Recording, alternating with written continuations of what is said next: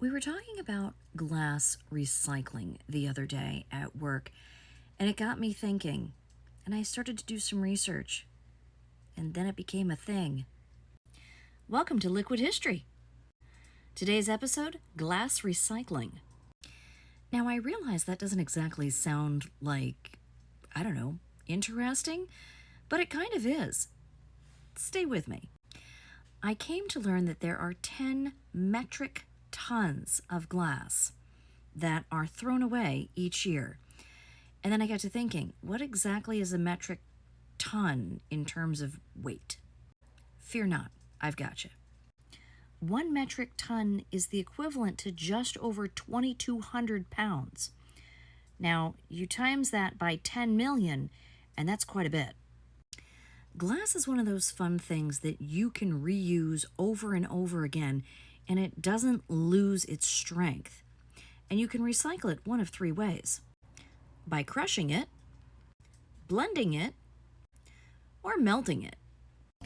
The tricky thing about glass, however, is the fact that once it's broken and commingled with all these other colors like green, brown, white, blue, it loses its value. There's not a whole lot of demand for it. It can have its uses, but they're few and far between, and there's not really a demand for it. Okay, pop quiz time. What state do you think recycles the most glass? I'll give you a second. If you guessed Maine, you were right.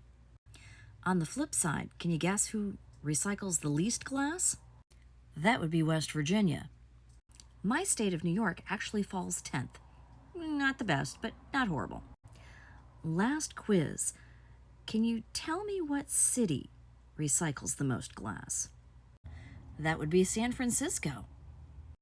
The art of recycling glass, however, is not new and dates back quite a while. The Romans actually were the ones to essentially invent the art of reusing glass. Unfortunately for the United States, we only really recycle about 1/3 of our glass. Why is that?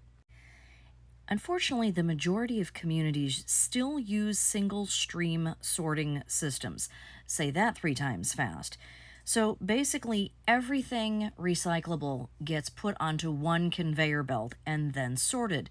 But the problem is, if you get glass that breaks, it makes a mess and it devalues everything around it because then it requires more cleaning and more sorting.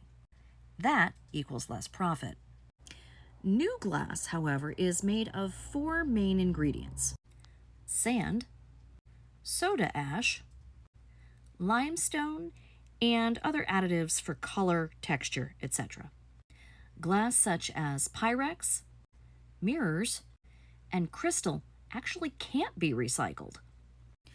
The good news is that the United States has gotten better.